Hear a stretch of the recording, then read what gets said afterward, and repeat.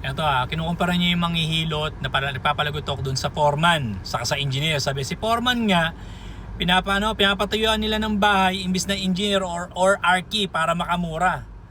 So sa pagpatayo ng bahay, imbis daw si architect o si engineer ang magagawa o magpaplano, si foreman na lang daw gagawa para makamura. Kinukumpara niya yung hilot palagotok sa katawan ng tao, yung bahay sa katawan ng tao. Ang layo, di ba? Ang layo.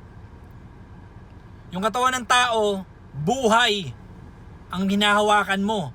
Buhay ng tao ang hinahawakan mo. Gusto mo makamura? Mapapamura ka later on pag na-surgery ka na. Kasi napilas ng manghihilot palagotok yung muscle mo, yung litid, o yung ugat. Pag nangyari yun, paralyzed ka, surgery ka na. Surgery of the spine is around 500,000 to 2 million. Dahil gusto mo makamura, lalo ka na pamura. At the same time, hindi na mura ang hilot palagotok ngayon. Walang investment sa buhay, walang pinag-aralan. Kung makasingil, between 5,000 to 10,000 per session. Ang kapal ng pagmumuka. Madami naman nauuto. Kagaya mo, dahil utu-utu ka. Stupid bitch ass Pinoy nigga.